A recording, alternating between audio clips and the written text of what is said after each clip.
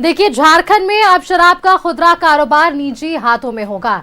Hemant cabinet ने नई उत्पाद नीति को मंजूरी दे दी है और सरकार का दावा है कि नई नियमावली से शराब से मिलने वाले राजस्व में 1.5 गुना वृद्धि होगी। हालांकि शराब नीति में बदलाव पर बीजेपी ने भी सवाल उठाए हैं। देखिए ये रिपोर्ट। निजी हाथों में शराब का खुदरा कारोबार, नई उत्पाद नीति को हेमंत कैबिनेट की मंजूरी। फिलहाल राज्य में खुलेगी 1453 शराब दुकानें।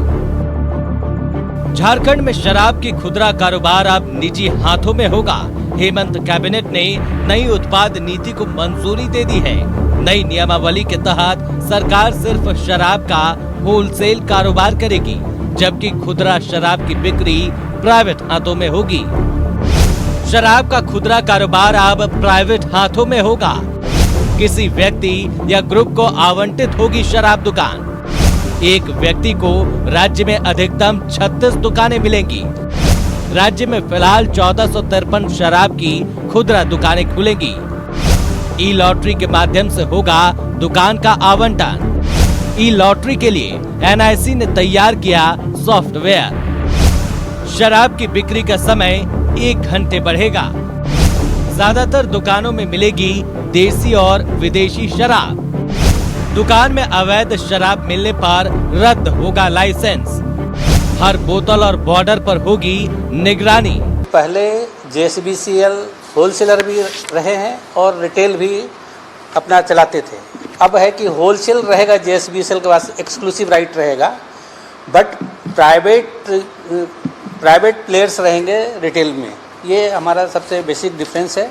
1453 दुकान अभी आइडेंटिफाइड है, जिस पे हम लोग कार्रवाई करेंगे और खोलेंगे उसको।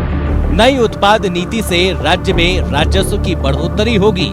वित्त मंत्री ने दावा किया है कि नई नियमावली से शराब कारोबार से मिलने वाले राजस्व में करीब 1.5 गुना की वृद्धि होगी।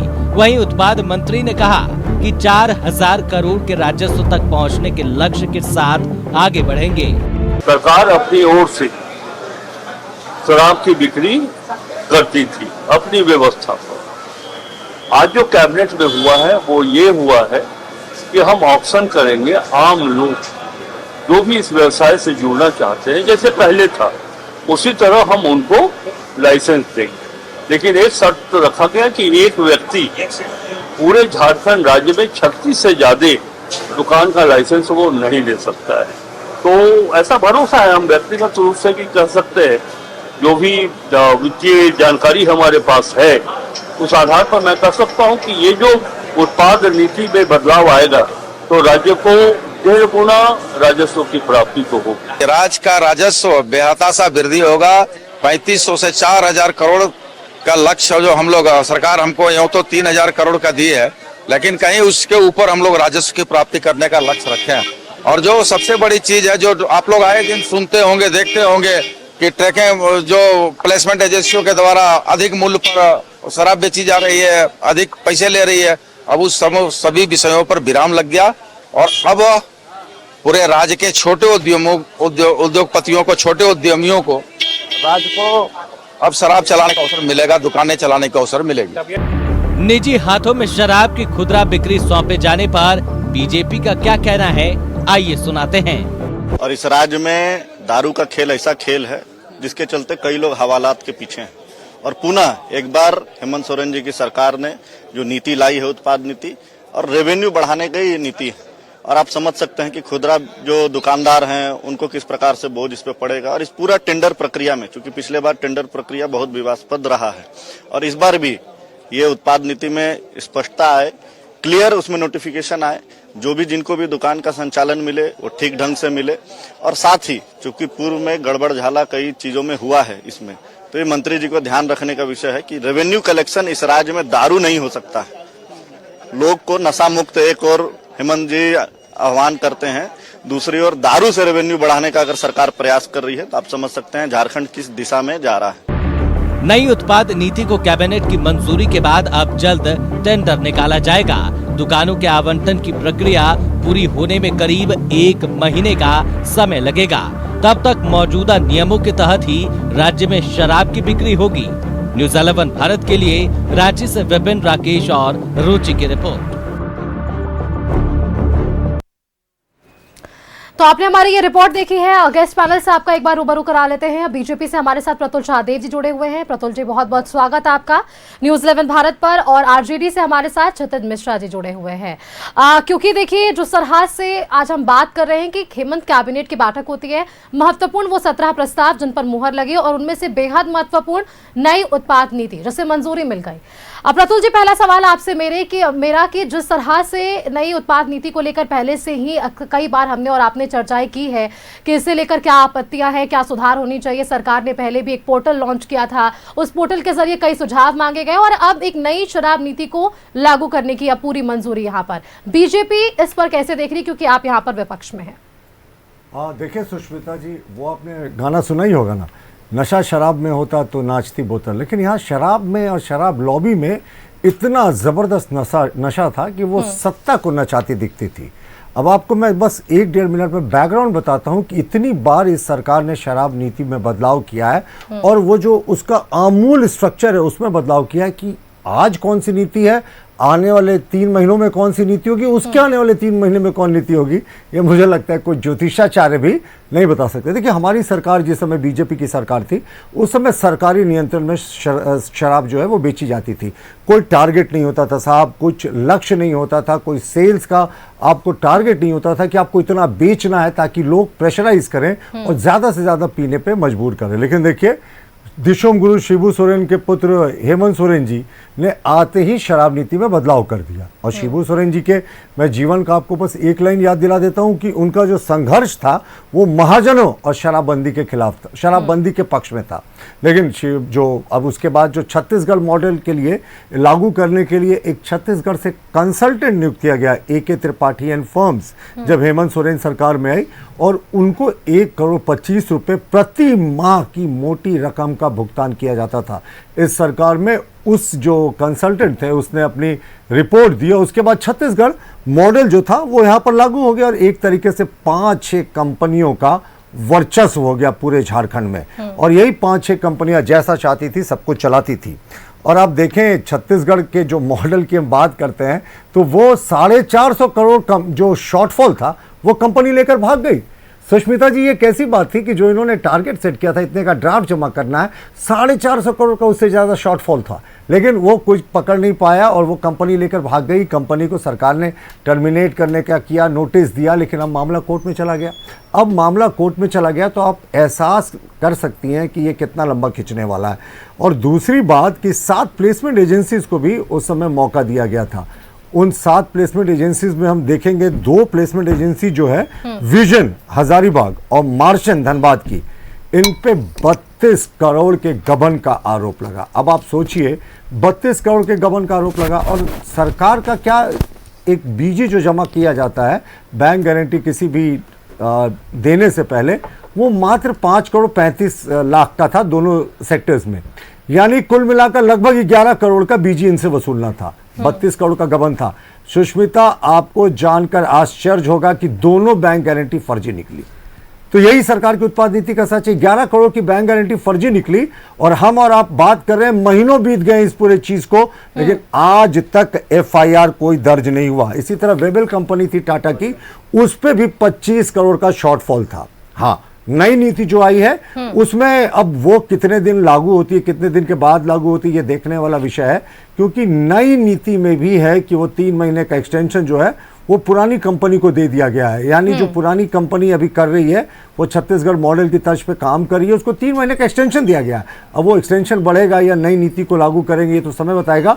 इस नीति का जो एक अच्छा पॉइंट दिख रहा है वो ये है कि देखिए, अमूमन आप देखते थे कि बार में जो लेट तक बार में शराब परोसा जाता था, अक्सर घटनाएं होती थी, तो बार को प्रेशर होता था कोटा का कि अगर आप इतना कोटा नहीं बेच पाएंगे तो आप पे इतना फाइन लगाया जाएगा। अब वो संभवतः इस कोटे को हटाने की बात चल रही है। अब वो भी जब लागू हो तब इस पर कोई चर्चा हो। और इस बार इन्होंने खुदरा व्यवसायियों को दे दिया है सारा काम, यानी अब एक जो खुदरा व्यवसायी है वो 3 ग्रुप को ले सकेगा। एक ग्रुप में एक जो है देशी शराब, एक विदेशी शराब और एक जो है कंपोजिट, यानी दोनों का मिश्रण, वो मैक्सिमम 3 जिले में ले सकता है एक जिले में। लेकिन सुष्मिता, इसमें भी कैच है। एक व्यक्ति अगर 3 ये ले सकता है ग्रुप को, यानी 9 दुकानें एक जिले में, तो पूरे प्रदेश का आप देखेंगे तो 125 से 150 दुकानों पर एक ही व्यक्ति का आधिपत्य हो जाएगा। और अभी सिर्फ 1453 दुकानें हैं। तो मुझे लगता है सरकार को इन चीज़ों में भी सुधार लानी चाहिए। लेकिन शराब घोटाले में चलते चलते मैं फाइनल लाइन आपको बता दूं कि जो होलसेल का ठेका हुआ था 2022 से 27 के लिए, उसमें 70 के करीब बड़े बड़े लोगों का नाम उछला था सुष्मिता जी। उसमें आरोप क्या सत्यापित हुआ था कि जामताड़ा के बैंक ऑफ इंडिया के एक ही ब्रांच से अधिकांश कंपनियों ने अपनी बैंक गारंटी बनाई। अब इतना तो कोइंसिडेंस हो नहीं सकता। सरकार ने जांच के आदेश दिए थे, 3 वर्ष बीत जाने के बाद भी कुछ नहीं हुआ। तो शराब नीति अगर सरकार लागू करे, इन टोटो जैसा स्पिरिट है तो कोई बात है, लेकिन इस सरकार ने इतना यू टर्न मारा है ना कि कल कौन सी नीति आएगी इस पे संशय है। क्षितिज जी, आपने प्रतुल जी का तमाम सवालों को सुना। वो जिन बिंदुओं पर बातचीत कर रहे थे कि इसके पहले भी जो अगर हम शराब नीति के हिस्ट्री को देखें झारखंड को लेकर कई बार यू टर्न, इस बार कितने दिनों तक चलेगी ये शराब नीति? सीधा सवाल है इनका। जो शराब नीति बनाई गई है और शराब नीति जब तक सरकार रहेगी तब तक चलेगी और सरकार अपना चलाते रहेगी शराब नीति। कोई भी ये सोच करके शराब नीति या कोई भी नीति तो नहीं बनाता कि हमारा नीति कितना दिन तक चलेगा। ये तो हास्यास्पद सवाल ही है। तो और दूसरी बात कि अगर इस शराब नीति से देखा जाए तो खुदरे व्यापारियों को बहुत फ़ायदा होगा।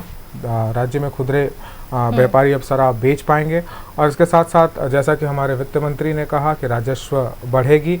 और हमारे भाई अभी कह रहे थे कि शराब पीने के लिए वो किया जाता था, तो मुझे नहीं लगता कि आज तक कहीं पे भी झारखंड में हाथ पकड़ के बैठा दिया गया था कि नहीं शराब पीवे करो, ऐसा तो नहीं हुआ होगा।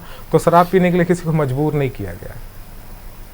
क्षितिज जी, आप कह रहे हैं शराब पीने के लिए मजबूर नहीं किया गया, लेकिन बीजेपी के सवाल तो ये भी है कि रेवेन्यू कलेक्शन के लिए इस राज्य में दारू नहीं हो सकता। रेवेन्यू कलेक्शन पर जो बातचीत हो रही है, इस पर सॉरी, रेवेन्यू कलेक्शन पर जो बातचीत हुई है, जिससे मंत्री ने भी कहा कि इससे राजस्व का जो है वो बढ़ोतरी होगा, तो इस पर बीजेपी का सवाल ये भी है कि रेवेन्यू कलेक्शन के लिए आप दारू को चुन रहे हैं, ये उनका एक सवाल और है। क्यों नहीं, हर जगह है क्या? बाकी जगह दारू से रेवेन्यू कलेक्शन नहीं होता है क्या? क्या हमने क्या कहा कि हम केवल दारू पे ही डिपेंडेंट है क्या, कि रेवेन्यू कलेक्शन होगा तो केवल दारू से ही होगा? ऐसा तो सरकार ने नहीं कहा है। ये साधन है रेवेन्यू कनेक्शन का और केवल ये झारखंड में ही नहीं, सारी जगहों पर शराब से रेवेन्यू का कलेक्शन किया जाता है। ठीक है, आप कह रहे हैं, लेकिन देशोम गुरु शिबू सोरेन का भी जिक्र यहाँ पर प्रतुल जी ने किया था कि यहाँ पर जब सरकार की बात हो रही थी। एक लाइन बोलूंगा कि शिबू सोरेन जी के प्रारंभिक जीवन को देखें, जब वो राजनीति में नहीं आए थे तो वो महाजनों के खिलाफ जो कर्ज लेकर गरीबों को फंसा देते थे, गरीब आदिवासियों को, और शराब के खिलाफ निरंतर आंदोलन चलाया था, जंगलों में छिपकर आंदोलन चलाया था। उनके पुत्र ज्यादा शराब बेचने के टारगेट देते हैं। छत्तीसगढ़ मॉडल में क्या था कि आपको इतना शराब बेचना होगा। इससे पहले बार में कोटा क्या था कि अगर आप इतना शराब नहीं बेचेंगे तो आप पर फाइन लगेगा, इसलिए तो बार 1-2 बजे तक खुला रहता था। जी हाँ, जैसा कि आपने कहा कि अगर कोई शराब नहीं पीता है, मैं अगर शराब नहीं पीऊँगा तो क्या मैं पूरे राज्य में शराब की बंदी करवा दूँ? क्या मैं पूरे राज्य में शराब बेचने ही ना दूँ? तो ये कहना ये गलत होगा। ये कहना ये कुछ लोग, कुछ तबका भी है जो शराब पीता ही नहीं है। इसका मतलब क्यों अगर मुख्यमंत्री बनेगा या वो बनेगा तो इसको बंद करवा देगा। कुछ लोग, मैं नॉनवेज नहीं खाता हूँ, मैं क्या कर दूँ, नॉनवेज बंद करवा दूँ क्या पूरे झारखंड में? तो ऐसा नहीं होता है। कुछ लोग पीते हैं, जिनको नहीं पीना होगा वो नहीं पियेंगे। चलिए, कोटा के प्रेशर पर भी आएंगे अक्षितिज जी, लेकिन उससे पहले एक बार आजसू का रुख कर लेते हैं परवाज खान जी, क्योंकि इससे पहले अगर आजसू के बयानों को देखें इस शराब नीति पर, तो साफ तौर पर आजसू की तरफ से ये कहा गया था कि इससे माफिया राज बढ़ेगा और अगर ये लागू होता है तो इसे लेकर इसके खिलाफ कोर्ट में एक PIL भी फाइल किया जाएगा। ये आजसू के पहले बयान हैं जो अब तक शराब नीति को लेकर सामने आए हैं। अब क्योंकि ये लागू हो चुका है, आजसू कैसे देख रही है इसे? धन्यवाद सुष्मिता। सबसे तो पहले तो मैं मद निषेध मंत्री का देखा मैंने कहीं खबर पे, उनका स्वास्थ्य थोड़ा सा गड़बड़ है। हाँ। तो मैं कामना करूंगा वो जल्दी स्वस्थ हो जाए। देखिए सुष्मिता, इसमें एकदम स्पष्ट होना चाहिए कि जो सरकार जो बैठी है उसकी नीयत क्या है। नीयत से ही नीति बनती है, नीयत से ही नीति बनती है। आप देखिए, हम लोग तो बोले अभी चर्चा पे हम लोग बैठे हुए हैं, इतना प्राइम टाइम पे बैठे हैं। हम लोग शिक्षा नीति पे बात नहीं कर रहे, हम लोग स्वास्थ्य नीति पे नहीं बात कर रहे। हम लोग किस चीज़ के लिए बात कर रहे हैं? शराब नीति पे। जो शराब के लेके जो श्रद्धेय माननीय गुरुजी शिबू सोरेन जी जो झारखंड राज्य के आंदोलनकारी में एक प्रणेता हैं, वो भूमिका उनकी थी कि शराब झारखंड में नहीं हो, हमेशा शराब के खिलाफ रहे। भगवान बिरसा मुंडा का आप देख लीजिए। इस तरह का जब चीजें आप जब देख रहे हैं, आप अपने पूर्वजों को देख रहे हैं और अपने जो नेता को देख रहे हैं कि जो शराब के हमेशा विरुद्ध रहे, आप उसके लिए नीति लेके आ रहे हैं, आप उसके भ्रष्टाचार के जाल में फंसते जा रहे हैं। आप समाज को क्या तस्वीर देना चाहते हैं झारखंड का? इस तरह का आप देखिए, अभी हम लोग चल ही रहे थे छत्तीसगढ़ मॉडल का लेके जो बात कर रहे थे, उसमें किस तरह से शराब नीति पे भ्रष्टाचार उजागर हुई थी। अभी वो जांच दायरे पे चल रही है, लेकिन आप देखिए हमेशा एक नया बयान आता है। माननीय मंत्री जी का अभी कुछ दिन पहले आया कि हम लोग हर्बल शराब लेके आ रहे हैं। अरे भाई, आप शिक्षा पे भी बात करते, मद के साथ निषेध भी होता है, लेकिन निषेध के लेके आप कभी नहीं बात किए। आप हमेशा युवाओं को क्या आप देखना चाह रहे हैं, झारखंड को क्या आप नौकरी देने के नाम पे आए थे साहब? आप नियोजन नीति देने के लिए नाम पे आए थे? आप क्या शराब बनाने के लिए, शराब पिलाने के लिए आप बात करना चाहते हैं? इसके लिए तो हमेशा आजसू पार्टी हमेशा घोर विरोधी रहा। माननीय अध्यक्ष श्री सुदेश कुमार महतो जी हमेशा घोर विरोध किए। ठीक है, आप राजस्व के लिए क्या बात करते हैं, राजस्व रहेगा तो राजस्व का वित्त मंत्री जी का आपके आर्काइव में बयान होगा। उन्होंने वित्त मंत्री का जब बजट पटल पे पेश करने से पहले उन्होंने बहुत सारा चीज बताया था कि हम खनिज के तरफ जाएंगे, हम यहाँ ये करेंगे, हम ये करेंगे। शराब पे तो नहीं था, सारा फोकस शराब पे। क्या आप युवाओं को नशे में ढकेलना चाहते हैं क्या? परवाज जी, अगर वित्त मंत्री के बयान को देखें, वो तो साफ कर रहे हैं कि 1.5 गुना यहाँ पर बढ़ोतरी हो सकती है राजस्व की। वही बात मैं बोल रहा हूँ ना। आप देखिए, मैं बोला ना, नियत से ही नीति बनती है। आपकी नियत में क्या चल रही है? आप कुछ और बयान देते हैं, आप कुछ और देखना। आप युवाओं को, जो युवा नौकरी चाहते हैं, जो युवा बेरोजगार खड़े हैं, उनको आप नशे के गर्त में ढेलना चाह रहे हैं ताकि युवा नशे में रहे, ताकि आपसे सवाल ना पूछ पाए और आपका जो भ्रष्टाचार का जो पैमाना है वो बढ़ते चला जाए। इसलिए हम लोग बार बार देख रहे हैं कि हमेशा नीति बनते जा रही है और नीति का आप देखिए किस तरह से उल्लंघन हो रहा है। इस पे देखना चाहिए, स्पष्ट होना चाहिए। और झारखंड की देखिए जनता बहुत अच्छा से अवेयर है। अभी हमारे आरजेडी के साथी भी बता रहे थे कि क्या है, शराब है, मैं नॉनवेज खाता हूँ, नहीं खाता हूँ, इस तरह का सवाल। आप देखिए इनके बगल में जहां से इनका ओरिजिन हुआ है, बिहार में आप वो किस तरह से समर्थन करते हैं आप शराब नीति का? आप देखिए झारखंड को सिर्फ और सिर्फ ये लोग का सोच है, जो मनसा है। मैं बार बार बोलता हूं, कांग्रेस को बोलता हूं कि हमेशा झारखंड आंदोलनकारियों पे लाठी बरसाने वाली थी, राजद तो लास्ट पे झारखंड नहीं बना, और जेएमएम झारखंड का आंदोलन को बेचने वाली थी। ये झारखंड को एक्सपेरिमेंट और लूट और खसोट का ही बना रहे थे और युवाओं को नशा पे ढकेलने के लिए इस तरह का नीति लेके आया जा रहा है। तो परवाज जी, अब इस पर ही तो क्षितिज जी ने कहा किसी को हाथ पकड़कर तो पिलाने के लिए मजबूर नहीं किया जा रहा है। तो मैं तो बोल रहा हूँ कि उसमें मद के साथ निषेध भी होता है। निषेध के बारे में कभी बात हुई क्या? कभी कोई नीति हुई क्या? हाथ पकड़ के युवाओं का तो हाथ पकड़ के नौकरी देने की बात की जा रही थी। आप किस तरह से, आप कहीं भी आप देखिए, आप कोई एक्सपर्ट से पूछिएगा, अगर डिप्रेशन पे लोग जाते हैं, नौकरी नहीं मिलता है, क्राइसिस के होता है, तो कहाँ लोग जाते हैं? नशे की तरफ जाते हैं। सरकार वही चाह रही है कि युवा नशे की तरफ चले जाए ताकि सवाल ना पूछे उनसे। ठीक है, इसका जवाब ले लेंगे क्षितिज जी से। इस बीच प्रतुल जी कुछ कहना चाह रहे हैं। प्रतुल जी, देखिए, फिलिप कोटलर मार्केटिंग दुनिया के और सेल्स दुनिया के बहुत बड़े गुरु हैं। उनकी किताब आज भी बाइबल की तरह ट्रीट होती है मार्केटिंग की दुनिया में। फिलिप कोटलर जी का सिद्धांत था कि if you want to increase sales, set high targets, and once that target is achieved, set higher targets the next year. यानी फिलिप कोटलर कहते थे कि अगर आपको अपने सेल्स को बढ़ाना है, अपनी बिक्री को बढ़ाना है, तो बहुत हाई टारगेट को रखिए, और एक बार वो टारगेट अचीव होता है तो अगले वर्ष उसको और बढ़ा दीजिए।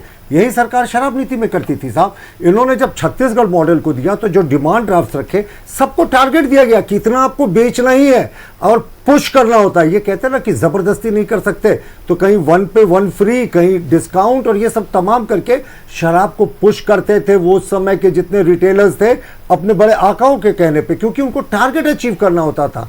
और यही टारगेट अचीव करने के चक्कर में बार को आप देखिए, बार में कोटा सिस्टम था कि अगर आप इतना नहीं बेचेंगे तो इतनी की पेनाल्टी लगेगी थी। 11 बजे बार का क्लोजिंग टाइम है। कौन सा बार ऐसा है सुष्मिता जी इस शहर में जो 1-2 बजे से पहले बंद होता था? तो यही सब कारण था कि जब आप कोटा सिस्टम करेंगे, टारगेट देंगे, तो ये तो होना ही होता है। इस बार इन्होंने नीति में बदलाव की बात कही है, लेकिन 3 महीने का समय क्यों? जब नीति में बदलाव का इनका निर्णय पहले हो गया था, तो जिस समय 31 मार्च को ये नीति लैप्स कर रही थी, 1 अप्रैल से नई नीति को लागू कर देते, होलसेलर्स को दे देते। देखिए, होलसेलर्स में इनको क्या फायदा है कि 3 महीने का एडवांस इनको देना पड़ेगा होलसेलर्स को, जो भी लेंगे। अब मैंने बताया कि होलसेलर्स में भी एक डर है कि एक व्यक्ति 100 से ज्यादा जो है देशी विदेशी और कंपोजिट शराब की दुकानों को पूरे स्टेट में ले सकता है।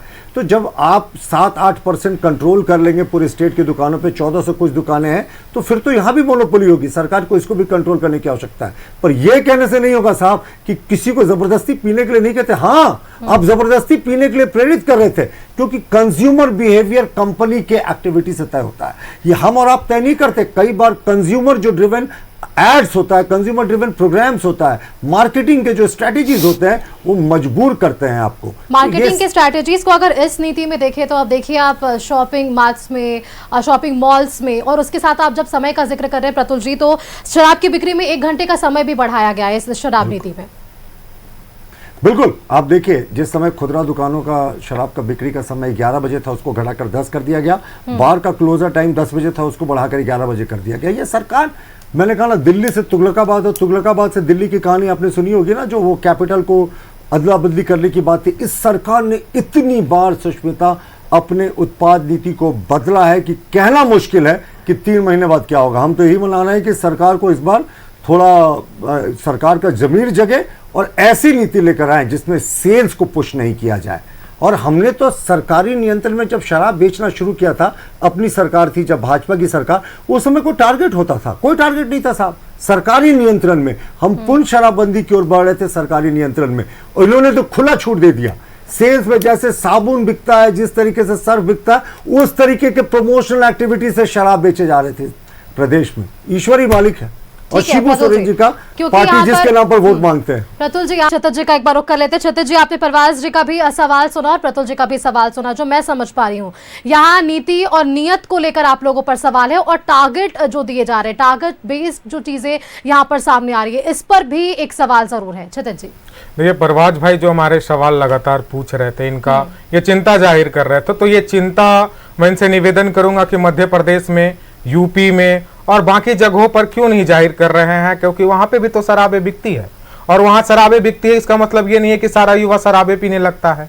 इनसे ये इन्होंने शिक्षा की बात किया, तो मैं भी कहता हूं ना कि एक राष्ट्र एक शिक्षा होना चाहिए। शिक्षा की एक ऐसी वो बनाए माननीय प्रधानमंत्री जी, जिसमें कि सारा पूरे देश में एक शिक्षा नीति हो, एक जैसा शिक्षा वो हो ही गया, वो उसको किया जाए।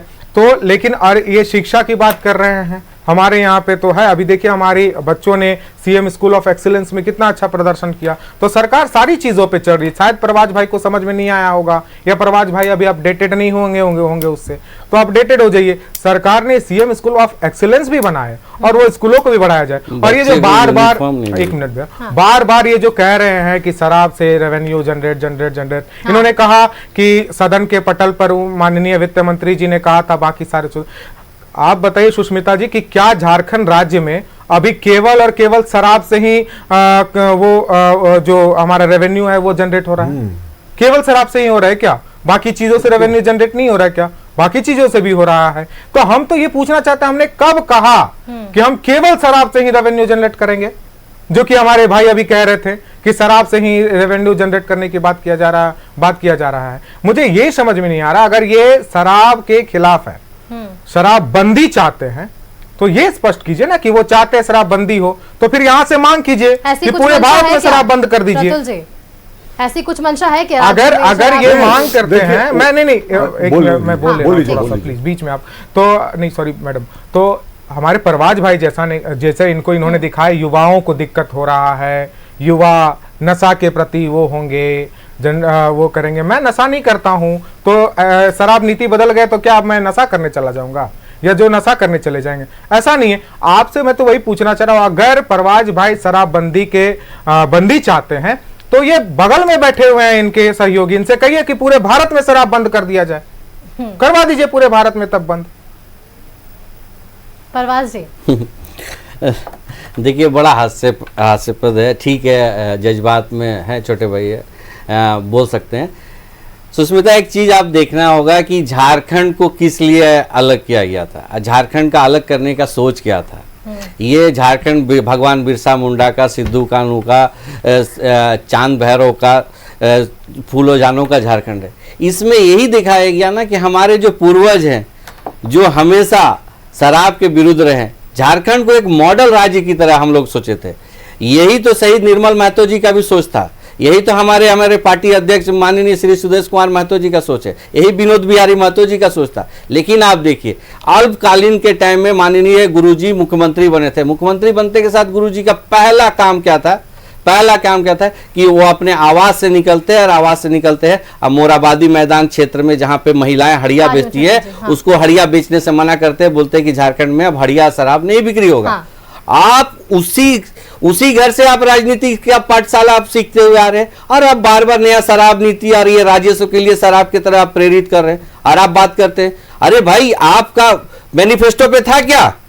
मैनिफेस्टो पे था तो बताएं क्षितिज कि हम शराब नीति से राजस्व कलेक्ट करेंगे, बताएंगे कि हम शराब को बढ़ावा देंगे। आप बताए थे क्या कि मैं शराब आप बताए थे? आपको मैनिफेस्टो पे आप बोल रहे कि हम नियोजन नीति देंगे, हम सरकारी नौकरी देंगे। क्या आप स्थानीयता की बात करते हैं, आप इस पे तो चर्चा नहीं करते हैं। आप स्वास्थ्य नीति पे बात करना चाहिए था, आपको शिक्षा नीति पे, क्या शिक्षा पे आप बात कर रहे हैं? शिक्षा पे बात कर रहे हैं, क्या झारखंड में अभी भी बच्चों को क्या ड्रेस मिला है, जूता मिला है, किताबें मिली है क्या? आज भी देखिए आपका शैक्षणिक कैलेंडर आज भी आप पूरा इस तरह से स्थापित नहीं हो पाया, क्लियर नहीं हो पाया। तो आप देखिए इस तरह का चीजें जो बोल रहे हैं ना कि बार बार यू टर्न होना, नियत और नीति में आपको फर्क करना पड़ेगा। जब आपकी नियत ही नहीं सही है तो झारखंड कहां से उन्नति की तरफ बढ़ेगा? मैं तो बोल रहा हूं कि झारखंड के 3.5 करोड़ जनता और युवा जो आशावंतित है कि सरकार को दोबारा लेके आए थे कि इस सरकार से कुछ हमको मिलेगा, लेकिन ये सरकार सिर्फ और सिर्फ धूल झोंकने का काम कर रही है। आज राज्य में जिस तरह से आप देख लीजिए स्थिति है लॉ एंड ऑर्डर का, रात में हत्या हो जाता है, एक माननीय विधायक फोन करते रहते हैं लेकिन कोई रिस्पॉन्ड नहीं मिलता अधिकारियों का। एक देखिए एक हत्या हो जाता है बुढ़मू थाना में, आप 1 सप्ताह हो गया, आरोपी आज भी देखिए जेल में थाना में पड़े हुए, आज तक जेल नहीं गए। ये सब चीज दर्शाता है कि राज्य में ना नियत है ना नीति है, कुछ नहीं है। राज्य ढुलमुल तरह से चल रहा है, किसी तरह से आप धूल झोंक रहे हैं और आप सत्ता पे सिर्फ और सिर्फ भ्रष्टाचार का जो पैमाना है उसको आप बड़ा कर रहे हैं, और ये पैमाना जितनी बड़ा कीजिएगा ये फटेगा और जनता आपसे सवाल पूछेगी। ठीक है क्षितिज जी, इसका जवाब दीजिएगा, लेकिन प्रतुल जी का भी सवाल ले लेते हैं, एक साथ आप जवाब दे दीजिएगा। प्रतुल जी देखिए, हमारा मानना है कि किसी भी नीति को लाने के लिए, खास करके जब शराबबंदी की हम बात करते हैं, तो हमारी सरकार वही प्रयत्न कर रही थी 2014 से 19 के बीच की जो सरकार थी कि शराब को पहले सरकारी नियंत्रण में करे, धीरे धीरे पीना लोगों का टारगेट कम हो, उसके बाद हम पूर्ण शराबबंदी की ओर जा रहे थे। अगर आप ओवरनाइट करेंगे तो क्या होता है कि फिर स्टेट प्रिपेयर्ड नहीं होता, फिर वो शराब की स्मगलिंग और तमाम चीज़ आने लगती हैं। लेकिन यहाँ बात झारखंड मुक्ति मोर्चा के नेतृत्व वाली सरकार की हो रही है। सुष्मिता, ये दिशम गुरु के नेतृत्व वाली सरकार है जिसके सुप्रीमो वही हैं जिनके नाम पर जेएमएम अभी भी वोट मांगती है। 2 फरवरी 2022 को झारखंड मुक्ति मोर्चा के 43वें स्थापना दिवस के अवसर पर शिबू सोरेन जी ने मंच से मुख्यमंत्री हेमंत सोरेन जी के सामने घोषणा की थी कि पूरे प्रदेश में पूर्ण शराबबंदी लागू करेगी उनकी सरकार। उन्होंने ये भी कहा था कि मैंने अपने जीवन का सबसे लंबा काल, आप बोलेंगे तो मैं 2-3 लाइन पढ़कर सुना दूंगा उनके भाषण का, मैंने जीवन का सबसे लंबा काल है शराब संघर्ष के विरोध में ही किया है। उन्होंने कहा कि पहले महुआ का इस्तेमाल शराब के लिए किया जाता था, लेकिन अब शराब तो आम लोगों के लिए भी बड़े पैमाने पर उपलब्ध है। इन्होंने कहा कि शराब से लोगों का जीवन बर्बाद हो रहा है। पहले मार पीट करके लोगों का शराब छुड़ाया जाता था उनके काल में, लेकिन अब सरकार तो अपनी है और ये सरकार शराबबंदी करेगी। तो इन्होंने साफ कहा कि शराबबंदी 2 फरवरी 2022 को इन्होंने कहा था। तो ये शिबू सोरेन जी जिनके नाम पर ये वोट मांगते हैं, दिशम गुरु हैं इनके, उनका जो ये सोच था, उनकी जो फिलॉसफी थी, उसको सिर्फ इन्होंने जो टारगेट अचीव करने के चक्कर में भुला दिया। तो इस सरकार का क्या कहना? जब गुरुजी के पुत्र ही उनकी बात को नहीं सुनते, उसी मंच पर वो भी शामिल थे। स्थापना दिवस की बात है, कोई साधारण दिन की बात नहीं है जब गुरुजी ने घोषणा की थी। देखिए, हमारा मानना है ना कि शराब में इतना बड़ा स्कैम हुआ, इतना बड़ा घोटाला हुआ है। छत्तीसगढ़ में भी शराब घोटाला था, उसका कनेक्शन झारखंड से मिला। जो प्लेसमेंट एजेंसी छत्तीसगढ़ में ब्लैक लिस्टेड थी वो झारखंड में काम करी थी। मैंने आपको 2-3 जो प्लेसमेंट एजेंसीज थे उनके नाम भी बताए थे। विजन जो हजारीबाग में काम कर रही थी और मार्शॉन जो धनबाद में काम कर रही थी। ऐसा दूसरा उदाहरण नहीं कि 32 करोड़ का घपला है और लंबे समय से एजेंसी काम कर रही थी और 5 करोड़ 35 लाख का दोनों ने ड्राफ्ट जमा किया था बैंक गारंटी के रूप में। वो नकली था। विभाग ने एक बार भी जहमत नहीं उठाई इसको चेक करने के लिए ड्राफ्ट असली है कि नकली। जब 32 करोड़ का घोटाला हुआ, जब ये ड्राफ्ट को सीज करने की बारी हुई, बैंक से इनकैश करने की बात हुई, तो पता चला ये ड्राफ्ट ही नकली है। आज तक FIR नहीं हुआ, 3 महीने हो गए। क्या है ना कि हमाम में नहीं, शराब में सब लंगे। प्रतुल जी, इतनी लंबी बातें आपने कही है, लेकिन क्षितिज जी जो सवाल पूछ रहे थे कि शराबबंदी को लेकर आपकी राय क्या कुछ होगी, इस पर एक बार बात कीजिए, क्योंकि शराब नीति के खिलाफ अगर इतने बयान हैं तो क्या शराबबंदी चाहते हैं आप झारखंड में? क्या देखिए, हमने तो वही शुरुआत की थी। सरकारी नियंत्रण में शराब बेचने का अर्थ क्या था? कोई टारगेट नहीं था, कुछ नहीं था। धीरे धीरे चाहते थे कि हम पूर्ण शराब बंदी की ओर बढ़े। लेकिन झारखंड मुक्ति मोर्चा ने जिस तरीके से फ्लड गेट्स खोल दिया, जिस तरीके से पूरा दरवाजा खोल दिया साहब, टारगेट, मैंने आपको कहा ना कि टारगेट अचीव करने के लिए लोग मार्केटिंग करके, मार्केटिंग स्ट्रेटेजी से कंपनियां विवश करती हैं। मैं आपको एक छोटा सा उदाहरण दे रहा हूं। आप जानते हैं, आप कभी भी किसी सुपर मार्केट में जाती हैं तो अगर आपको आटा दाल भी खरीदना है तो उसको ऐसे जगह प्लेस किया जाता है कि उससे पहले जितने कुकीज, केक्स, पेस्ट्री है उनको आप क्रॉस करके जाए। आप गए तो थे आटा दाल खरीदने के लिए, लेकिन कुकीज भी उठा लिया, पेस्ट्रीज भी उठा लिया। तो कंपनीज, जो मल्टीनेशनल कंपनीज है, बड़ी बड़ी कंपनियां हैं, उनकी मार्केटिंग स्ट्रेटेजीज ही रहती है पुश करने की सामानों को। तो शराब का यहां जब टारगेट दे दिया झारखंड सरकार ने, तो ये तो पुश करेंगी, ये विवश करेंगे लोगों को खरीदने के लिए। इस पर रोक लगनी चाहिए। क्षितिज जी, क्योंकि देखिए बातें बहुत सारी हो रही है, नए घोटाले की जमीन तैयार करने का भी जिक्र है इस नई उत्पाद नीति को लेकर। देखिए, घोटाला और भारतीय जनता पार्टी दोनों एक साथ बोल दिया जा रहा है तो वो तो हास्यास्पद होता है, क्योंकि पूरा भारत जानता है कि घोटाले और भारतीय जनता पार्टी का रिश्ता कितना अच्छा है और घोटालेबाज और भारतीय जनता पार्टी की रिश्ता कितना अच्छा है, ये पूरा भारत जान रहा है। और उसका नाम भी अब तो एक एक बच्चा के मुंह पर वो हो गया है। जिस प्रकार से एक वॉशिंग पाउडर चला है पूरे भारत में, उस वॉशिंग पाउडर के बारे में तो जानकारी एक एक बच्चों को है। और अभी हमारे परवाज भाई कह रहे थे कि सब कोई शराब के खिलाफ आंदोलनरत था। तो जब भारतीय जनता पार्टी के पिछली सरकारें थी, उस समय भी शराब बेचा जा रहा था। उस वक्त क्या आजसू ने एक बार भी इसके लिए आंदोलन किया? उस समय आपने क्यों नहीं आगे आए? आप तो सहयोगी थे सर। उस समय आपको बंद करवा देना चाहिए था और कहना चाहिए था कि नहीं, पूरे झारखंड में शराब बंद होना चाहिए। क्यों? क्योंकि हम शराब को बंद करवाना चाहते हैं। आज तो परवाज भाई को बड़ा दिक्कत है अपने युवाओं का। आज तो बहुत दिक्कत बता रहे हैं, युवा ऐसे हो जाएंगे, युवा शराब की तरफ खींचे चले जाएंगे। तो बता रहे, तो उस वक्त कहाँ थे? आप भी तो सरकार चलाए हैं, आपने शराब को क्यों नहीं बंद कर दिया था? और आप उस वक्त क्यों नहीं बीजेपी से, आपका सहयोगी थे तो बीजेपी से आपने मांग किया कि नहीं, या कभी मांग किया तो वो भी बताइएगा कि हाँ हमने मांग किया था, भारतीय जनता पार्टी ने नहीं सुना, तो वो बताइएगा। बिहार में शराबबंदी है, बिहार में शराबबंदी, और शराबबंदी कैसा है? भारतीय जनता पार्टी का गठबंधन की सरकार है। बिहार में शराबबंदी कैसा है वो पूरा दुनिया जानता है, पूरा भारत जानता है कि बिहार में कितना अच्छे से शराबबंदी है। तो जो शराबबंदी कर चुके हैं एक जगह पे, वो तो बंदी कर नहीं पा रहे हैं। वहां पे शराब बेचने का बिहार में एक नया झोला होम डिलीवरी सिस्टम लगा लिया गया है, वो तो कर नहीं पा रहे। तो यहाँ सवाल पूछ रहे हैं, जहां आपकी सरकार है वहां तो कम से कम आप सही तरीके से शराबबंदी करवा दीजिए, फिर यहाँ सवाल पूछिएगा। तो आपको जहां वो है, आसू पार्टी साथ में थी तो शराब बेचना सही था। आसू पार्टी आज विपक्ष में आ गई तो आसू पार्टी सवाल पूछने लगी। ये मैनिफेस्टो का बात कर रहे थे, हम अपनी मैनिफेस्टो सरकार में हम जनता ने हम पे विश्वास जताया, हम अपने मैनिफेस्टो को पूरा करेंगे। और आप ये कह रहे, आज आप मैनिफेस्टो हमको गिना रहे हैं, आज सरकार को आप आईना दिखा रहे हैं सुष्मिता जी, लेकिन जिस वक्त इनको सवाल पूछना था, जिस वक्त इनको अपना मैनिफेस्टो बताना था, उस वक्त ये क्या कर रहे थे? और जनता ने उस वक्त क्यों इनको नहीं चुना, वो भी सारा वो जान रहा है कि किस प्रकार से जब इनको अपनी मैनिफेस्टो बताना था तो ये बता रहे थे कि बटोगे तो कटोगे, और बाकी सब बताने की और आपसी उन्माद फैलाने की कोशिश कर रहे थे। तो मैं सवाल इनसे भी पूछना चाहता हूं, आज तो बड़ा दिक्कत हो रहा है आपको परवाज जी, उस वक्त कहां थे? या फिर भाजपा कर रही थी तो वो सही था, यही बता दीजिए। उस वक्त आपको किसी का याद नहीं आ रहा था। परवाज जी का एक बार रुख करते हैं। परवाज जी, जो सवाल आपने शराब नीति को या नई उत्पाद नीति को लेकर खड़े किए, इस पर जो जवाब आपने सुना कि आज आपकी जो नीयत और नीति पर आप सवाल खड़े कर रहे हैं, यही सवाल आपके लिए दोहरा रहे हैं क्षितिज जी? देखिए, साथ में हमारे बड़े भाई प्रतुल जी बैठे हुए हैं। अब प्रतुल जी बहुत स्पष्ट कर दिए थे कि हम लोग पूर्णतः शराबबंदी की ओर जा रहे थे, ठीक है। आप कुछ चीज का मैं बोला ना कि जो चीज नियत और नीति में जो स्पष्ट है, बात किया आपने, बात पे अगर भूसा कूटना है, अगर भूसा कूटना है तो भूसा कूटा जाएगा। भाई आप तो मैनिफेस्टो की बात कर रहे थे, आज जो जनादेश सर आंखों पे जनता का, लेकिन किस तरह से जनादेश का लूट हुआ है सुष्मिता, एक बात आप बताइए। अभी आप दिखा रहे थे, अभी खबर में आई थी कि 5 लाख समथिंग लोगों का जो अभी ये जो चल रहा था कि सत्ता के लिए भत्ता योजना लेके आए थे ये, उसमें से उसके जो लाभुक है उनका नाम कटेगा। सम्मान योजना, मैं तो सत्ता के लिए भत्ता योजना ही बोलूंगा।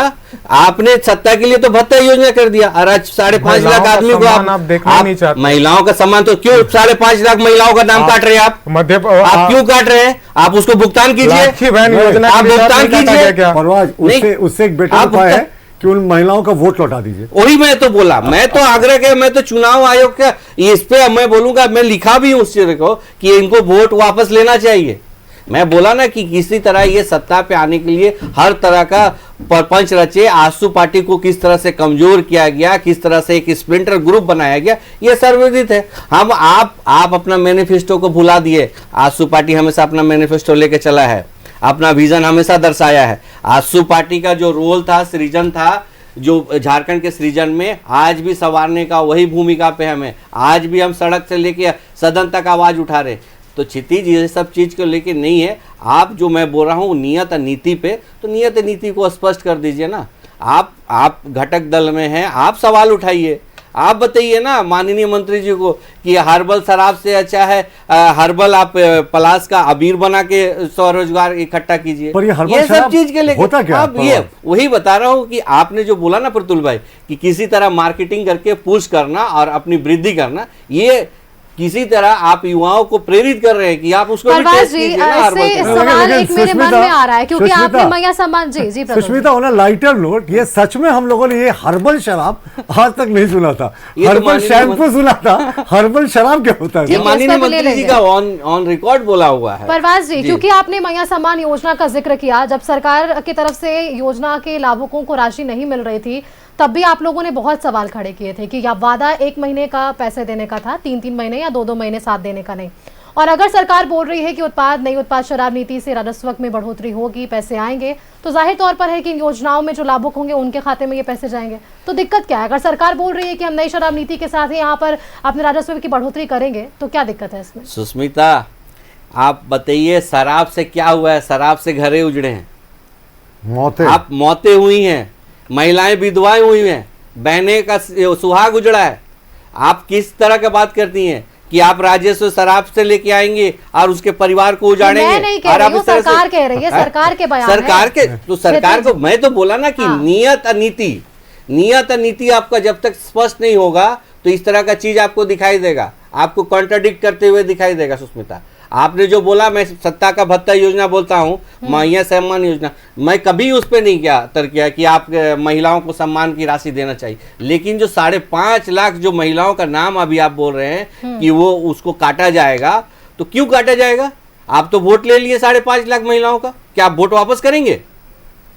आप क्यों नहीं आप आनंद फानंद पे किले क्या? हम तो सवाल कभी नहीं हम लोग खड़ा किए थे। महिलाओं को एम्पावर करने के लिए हमेशा आजसू पार्टी गया, हमारे माननीय अध्यक्ष 50% आरक्षण भी दिया महिलाओं को। आज देखिए जो पंचायत में जो महिलाएं इलेक्ट हुई हैं उन्हीं का देन है। लेकिन महिलाओं के सम्मान के साथ आप इस तरह से कर रहे हैं। जब 5.5 लाख महिलाओं का आप नाम काटिएगा तो क्यों उनका वोट लिए थे? आप वोट वापस करेंगे क्या? ठीक है, सत्ता के लिए भत्ता योजना तो लेके आ गए थे आप, उस टाइम क्यों नहीं आपका नियत साफ था? आपकी नीति कहाँ थी? मैं उस पर प्रश्न चिन्ह उठा रहा हूं कि आप इंपावर की बात करते हैं तो इंपावर कीजिए ना भाई, क्यों नाम काट रहे हैं? आप राजस्व की बात करते हैं, आप उनको आप लेके आइए ना, आप स्वरोजगार दीजिए तो राजस्व आने के लिए, उसके लिए नियत होनी चाहिए, उसके लिए नीति होनी चाहिए, जो सरकार में दिखती ही नहीं है। ठीक है, इस पर वापस से ले लेंगे क्षितिज जी से सवाल। प्रतुल जी, क्या कुछ कहना चाह रहे हैं? देखिए, मेरा कहना ना कि सरकार की बहुत छोटी सोच होती है कि हम राजस्व बढ़ा लेंगे शराब से। इसके दुर्गामी कितने दुष्परिणाम होते हैं क्या वो सरकार नहीं देखती? आपका हॉस्पिटल, आपका मेडिकल का बजट बढ़ेगा, क्योंकि अधिकांश जो गरीब लोग पीते हैं या जिनके लिवर्स, किडनी, तमाम चीज़ें डैमेज हो जाती हैं, जो पी कर नशे में गाड़ी चलाते हैं, एक्सीडेंट्स हो जाते हैं, डोमेस्टिक वायलेंस की शिकार होती है महिलाएं शराब पीने के बाद, तो इन तमाम चीज़ों के तो दुष्परिणाम है साहब। वो आप चंद 100, 200, 300 करोड़ के चलते आप इतना बड़ा खतरा अगर झारखंड में डाल रहे हैं, ये टारगेट सेट करके। पहले तो टारगेट नहीं हुआ करता था। हमारी सरकार जो ये कहते थे कि हमारी सरकार के समय आवाज क्यों नहीं उठी, साहब मुख्यमंत्री तत्कालीन रघुवर दास जी ने स्पष्ट किया था कि हम सरकारी नियंत्रण में शराब बेच रहे हैं और पूर्ण शराबबंदी की ओर बढ़ रहे हैं। और कई बार उन्होंने गुरुजी से भी इस विषय पे चर्चा की थी, वो तो गुरुजी से हमेशा जाया करते थे मिलने के लिए। तो लेकिन इस सरकार ने ठीक उल्टा किया। तो ये एक तरफ कहते हैं कि साहब रेवेन्यू बढ़ेगा शराब से, उत्पाद नीति में बदलाव से। अरे साहब जो मेडिकल का एक्सपेंसेस बढ़ेगा, जो सरकार के ऊपर मेडिकल का खर्चा आएगा, जो मौतें होंगी, जो घर उजड़ेंगी, इसका कौन जवाब देगा? ये बिल्कुल अक्षम्य है। और ये शराब नीति की जब भी ये बात करते हैं ना, तो मैं कहता हूं ना कि इनकी पॉलिसी में बिल्कुल ट्रांसपेरेंसी नहीं है। आप देखें छत्तीसगढ़ का जो कार्टेल झारखंड को कंट्रोल करता था सुष्मिता, उसमें कांग्रेस के एक बहुत बड़े नेता थे छत्तीसगढ़ के, जो मेयर भी हुआ करते थे एक प्रमुख शहर के, उनके भाई ने सारे कार्टेल पर कब्जा करके रखा था। झारखंड में वही कंपनीज, प्लेसमेंट एजेंसीज भी कुछ आई थी जो छत्तीसगढ़ में भी करती थी, वहां ब्लैक लिस्टेड थी, मैं आपको बता चुका हूं, यहां वो काम कर रही थी। तो ये कैसे संभव है? तो ये तो कहते हैं ना कि बोतल बोतल शराब में खाली नशा ही दिखता है साहब, खाली घोटाला ही दिखता है। तो सरकार ने अभी जो नीति बनाई है, इससे खुदरा व्यापारियों को जरूर फायदा होगा, खुदरा व्यापारियों को बड़ी संख्या में रोजगार मिलेगा। जो पहले एक कार्टेल का कब्जा था वो समाप्त हो जाएगा। लेकिन यक्ष प्रश्न तो यही है कि शिबू सोरेन जी ने तो शराबबंदी की वकालत की थी, मानिए, आप क्या उसे भूल गए मुख्यमंत्री जी? ठीक है अच्युत जी, आप सवाल का जवाब दे दीजिएगा, परवाज जी कुछ ऐड करना चाह रहे हैं इसमें।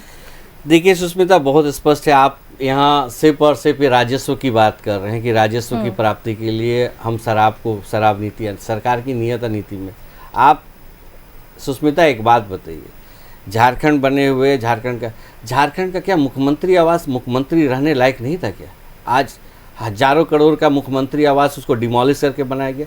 अब इस शीश महल बनाने की तैयारी हो रही है, उसका शिलान्यास का पूजा हुआ। ये आप देखिए, आप तो एक अबुआ आवास का एक फोटो जारी नहीं कर पाए साहब, आप तो उसी के नाम पे चुनाव लिए थे। इसमें राजस्व क्या, इसमें क्या फिजूल खर्ची नहीं दिखाई दे रही है? आप अपात्र घोषित कर रहे हैं उन महिलाओं को जिसके लिए आप सम्मान की राशि आप दिए थे।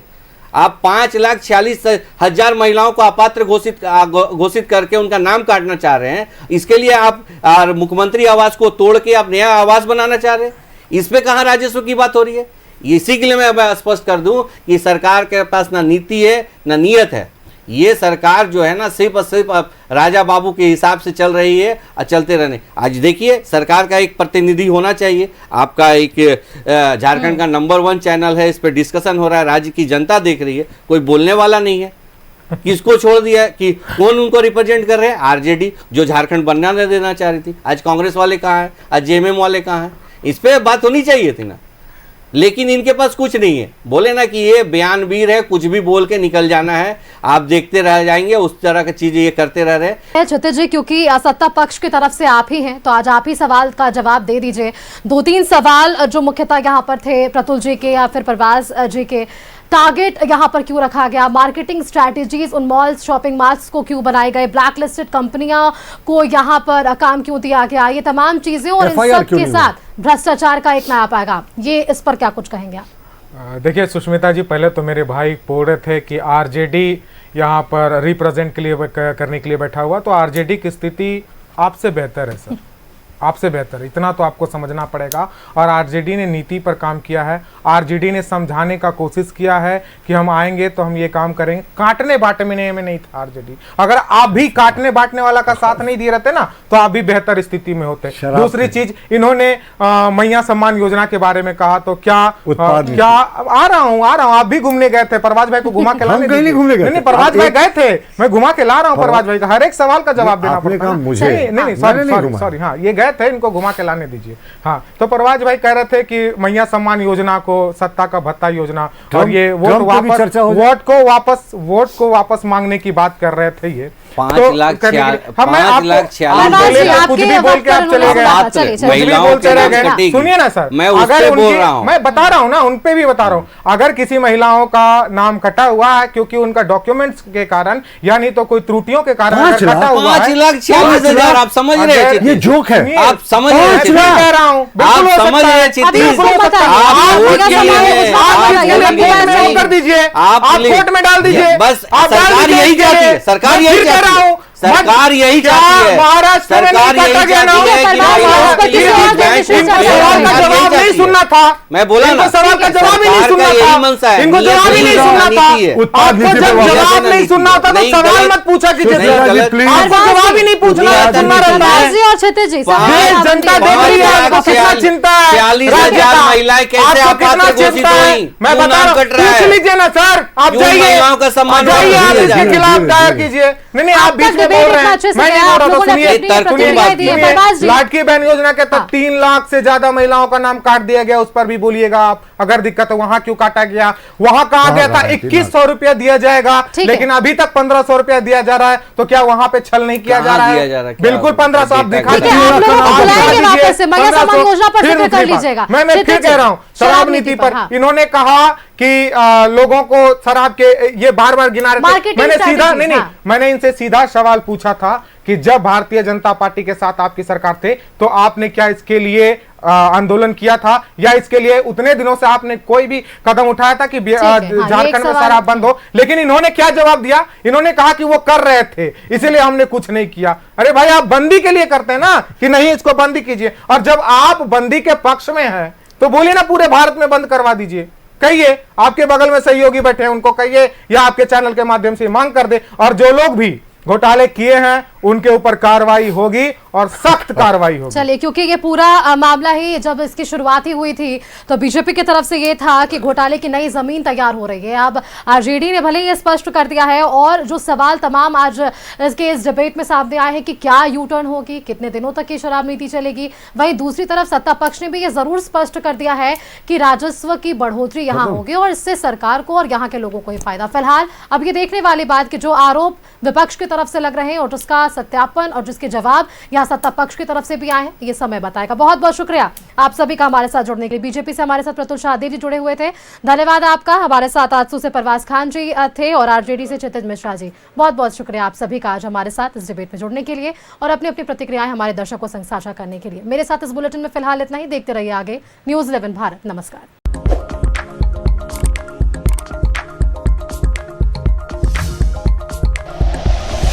Like and share videos, subscribe करें हमारा चैनल और प्रेस करें बेल आइकॉन। न्यूज़ 11 भारत, सच है तो दिखेगा।